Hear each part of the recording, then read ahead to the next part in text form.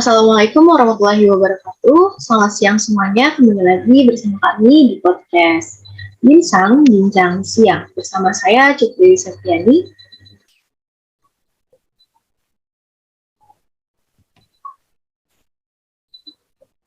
Bersama saya Nada Salamah.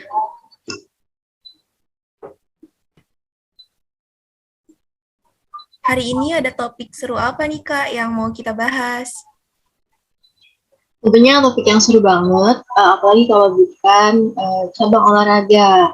Nah, kali ini kita bahas olahraga yaitu badminton.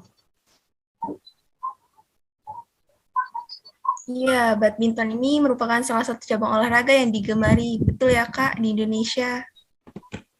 Ya, betul banget.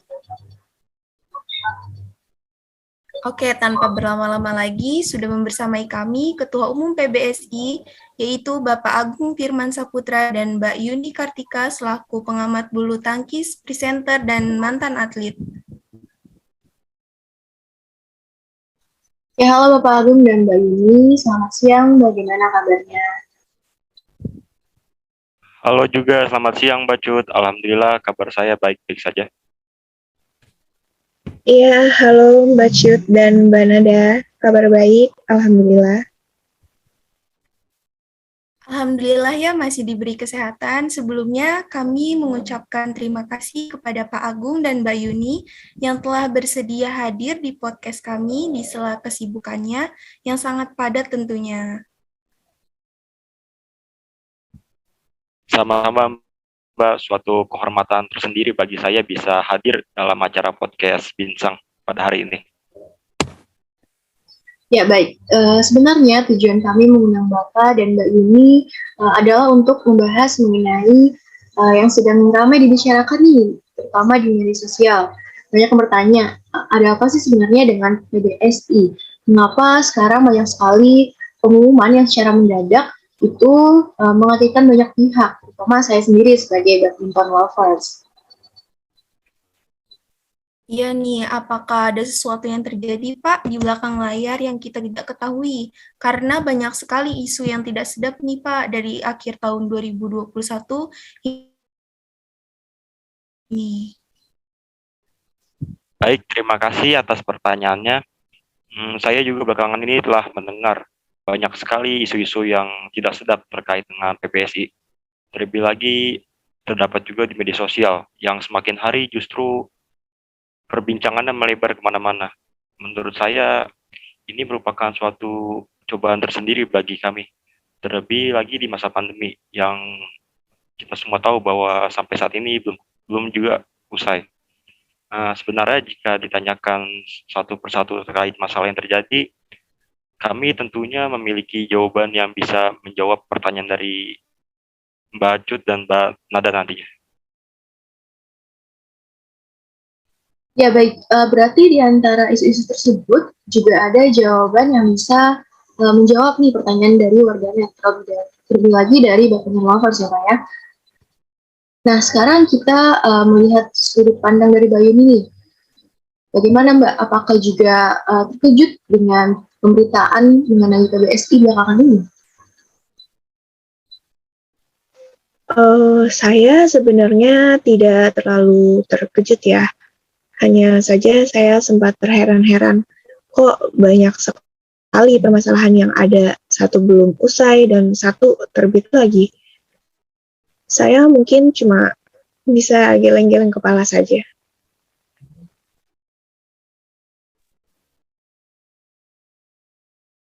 Satu persatu. Apa saja sebenarnya yang terjadi dengan PBSI dan juga kita akan sedikit menyinggung mengenai atlet-atletnya nih. Yang pertama mengenai bonus Piala Thomas yang ramai sekali kemarin. Bahkan atletnya pun sampai ikut berkomentar dan mengatakan bahwa belum turun begitu bonusnya dari Pak Presiden atau negara berupa sindiran lebih tepatnya. Bagaimana menurut Bapak terkait hal tersebut?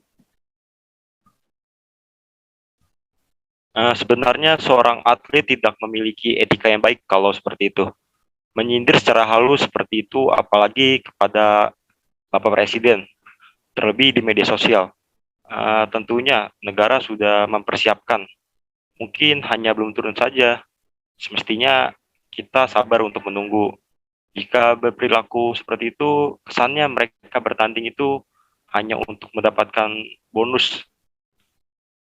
Dan terkait bonus tersebut sudah cair sebesar 10 miliar rupiah melalui Kemenpora, yaitu dengan Bapak Zainul Amali beberapa waktu lalu ya. Seperti itu. Baik Pak, tetapi di pemberitaan apakah betul Pak dana tersebut, bonus tersebut tidak seluruhnya diberikan kepada pemain? Iya, betul sekali Mbak Cut. Dana tersebut tentunya tidak semua untuk pemain, melainkan juga untuk pelatih, ofisial, dan untuk PBSI sendiri untuk pembinaan. Tetapi porsi yang terbesar tentunya untuk para pemain yang sudah berjuang. Baik, berarti terkait masalah bonus sudah selesai ya Pak permasalahannya. Kalau begitu saya juga ingin mengetahui nih tanggapan dari Mbak Yuni terkait hal tersebut. Bagaimana Mbak? Iya, baik. Seperti yang kita ketahui bersama, begitu bahagianya seluruh rakyat Indonesia ketika kita berhasil membawa pulang Piala Thomas ya, setelah kita puasa gelar selama 19 tahun. Menurut saya, hal tersebut wajar saja terjadi. Kita saksikan sendiri para pemain yang sudah berjuang mati-matian untuk memenangkan kompetisi tersebut. Terkait bonus yang mungkin terlambat turun, wajar jika Jonathan Christie menanyakan, mungkin ya tepatnya. Meskipun hal tersebut tidak juga dibenarkan terkait etika yang kurang baik, tetapi tadi kita mendengar sendiri bahwa permasalahan ya tidak usah diperpanjang lagi.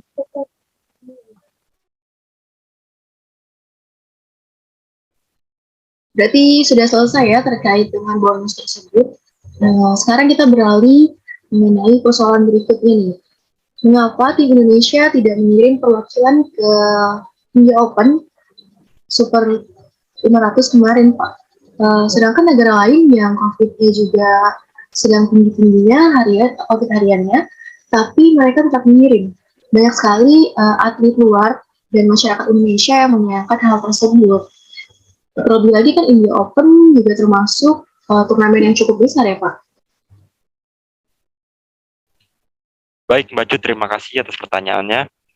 Untuk alasan kita tidak mengirim perwakilan ke India Open kemarin, yang pertama kami para atlet juga butuh istirahat. Karena kan kemarin sudah melewati turnamen panjang pada akhir tahun 2021, dan beberapa atlet juga ada yang mengalami cedera.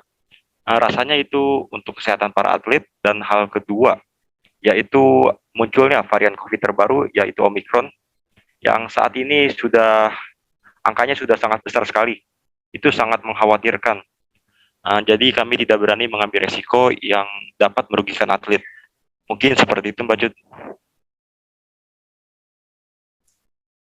Oh, berarti bukan karena PBSI kekurangan dana ya Pak, seperti yang ramai dibicarakan. Tentunya tidak dong. Kan sudah saya katakan. Lagi pula dua wakil kami tetap bermain dengan dana sendiri, yaitu yang pertama Hendra Ahsan dan juga Tommy Sugiarto kemarin. Dan hasil yang didapatkan juga cukup bagus menurut saya. Seperti itu Mbak.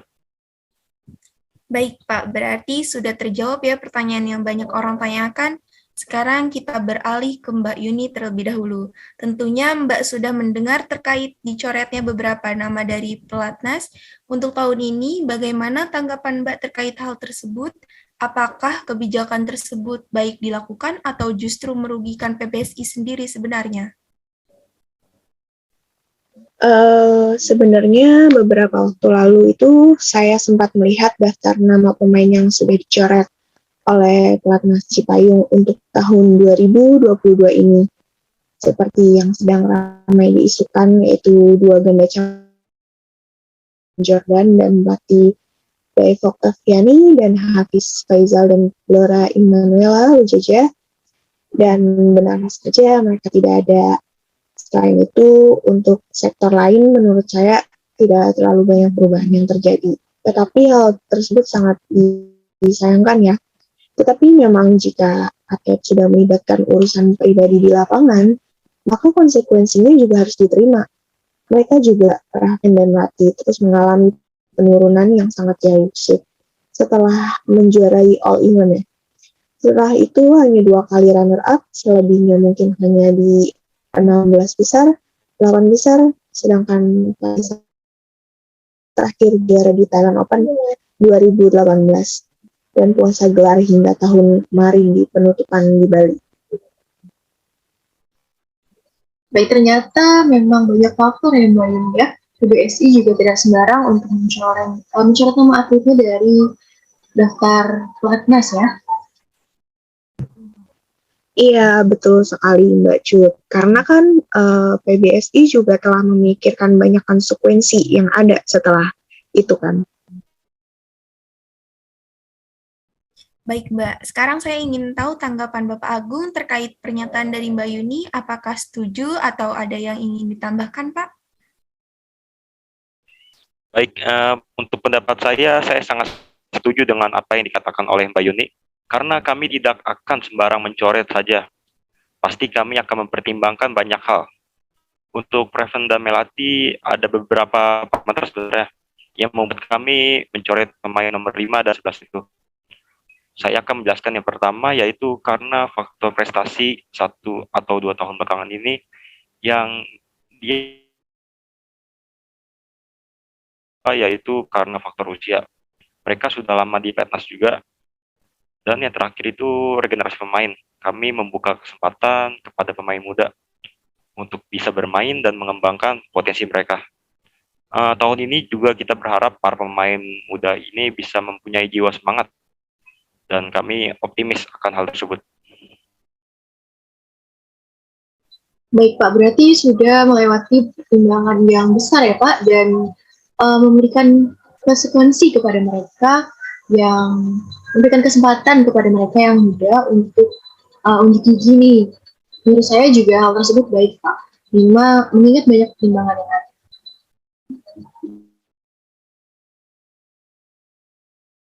Sama Pak, kita sebagai fans badminton juga mengharapkan hal yang terbaik untuk tim Indonesia ke depannya.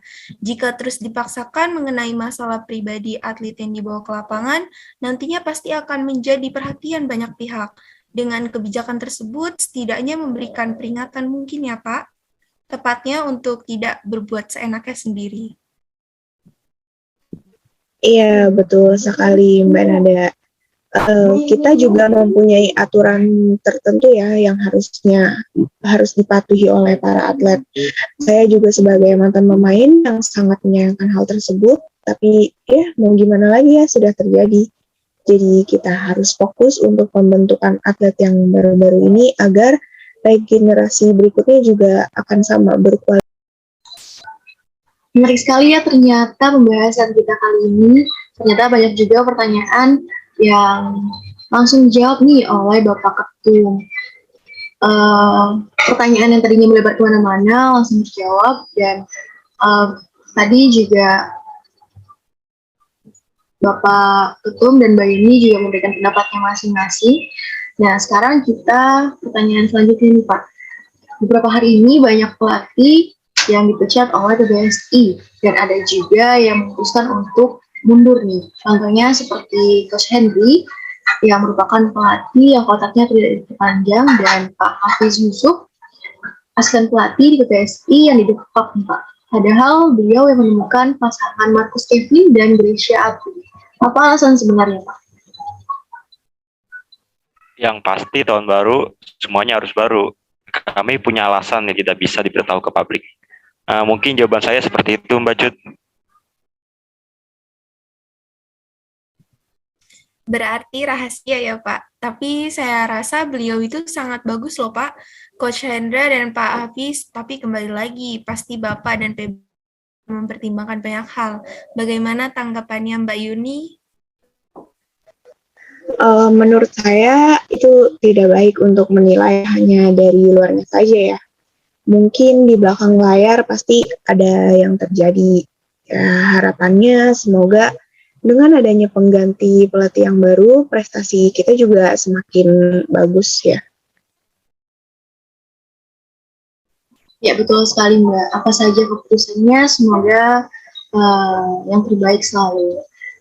Kemudian Mbak, kemarin sudah final nih pengumuman pemain tunggal putra dan putri yang dikirimkan untuk ke Badminton Asia Team Champions 2022, tapi tanpa Marcus Kevin, Jojo, dan Ginting. Dan yang lainnya, justru yang dikirim adalah pemain muda semuanya. Apa alternatif tersebut? Ya, betul. Kami mengirimkan pemain muda dengan tujuan agar mereka semua punya pengalaman dan ajang ini sekaligus sebagai kualifikasi Piala Thomas dan Uber bagi Indonesia. Kami ingin pemain bisa sedini mungkin untuk merasakan atmosfer tersebut. Seperti itu. Apa harapannya Pak untuk pemain muda tersebut? Kami berharap mereka bermain tanpa beban, tampil apa saja, dan bisa memberikan yang terbaik untuk negara kita tercinta Indonesia. Target kami sendiri adalah partai puncak baik di sektor tunggal putra atau putri. Seperti itu. Baik, menurut saya hal tersebut bagus Pak, memberikan kesempatan dan pengalaman kepada mereka sangatlah banyak positifnya. Dan untuk Mbak Yuni Kartikan, apakah setuju jika di Badminton Asia Team Championship 2022 kita mengirim pemain pemuda, semua tidak ada senior satupun? Ya, menurut saya bagus jika yang dikirim itu pemain-pemain muda agar mereka juga punya pengalaman. Tetapi mungkin juga bisa mengirim setengahnya pemain muda dan setengahnya lagi pemain senior. Ya, saya rasa saya terlalu percaya diri ya. Baik, berarti ada sisi positif dan negatifnya juga ya Mbak ya dan Pak ya. Karena kita sudah sampai di akhir nih, saya mau dong closing statement-nya dari Pak Agung dan Mbak Yuni, serta harapannya untuk PBSI ke depannya bagaimana. Iya, bisa dimulai dari Pak Agung dulu mungkin. Oh, dari saya. Banyak permasalahan yang terjadi tentunya, dan menjadi pertanyaan banyak orang. Harapan saya semoga kita kembali ke masa kemasan kita ya, dan kita bisa bersaing dengan negara-negara Asia lainnya. Dan tidak lupa juga Eropa yang sekarang sudah memulai memiliki minat besar terhadap bulu tangkis. Dan untuk atlet kami mengharapkan banyak semangat juara dari kalian. Mungkin seperti itu saja closing statement dari saya. Terima kasih, Mbak. Ya, terima kasih Pak. Selanjutnya Mbak Yuni, silakan. Saya singkat saja ya, kita harus mulai membenahi apa yang harusnya dibenahi dulu agar semua sektor itu bisa maju. Terlebih lagi saya melihat untuk sektor tunggal putri itu jauh sekali tertinggal ya. Belum ada sejauh ini yang bisa masuk 10 besar dunia. Dan semua sektor itu prestasinya merata. Tidak hanya mengandalkan sektor ganda putra atau ganda putri saja, seperti itu. Ya baik, tadi kita sudah mendengar closing statement dan harapan dari Pak Agung nih selaku Ketua Umum PBSI dan Mbak Yuni Kartika. Baik, saya mengucapkan terima kasih banyak kepada Pak Agung dan Mbak Yuni yang telah berkenan hadir nih di podcast kami Bincang Siang. Semoga jawaban yang telah diberikan tadi bisa menjawab kita semua, terutama untuk badminton lovers ya. Dan ternyata banyak hal yang harus kita benahi. Iya, benar sekali. Semoga apa yang telah kami sampaikan bisa bermanfaat untuk kita semua. Saya Nada Salama dan saya Cikgu Setiani. Mohon pamit undur diri, mohon maaf apabila terdapat banyak kesalahan. Selamat siang dan sampai jumpa di podcast berikutnya.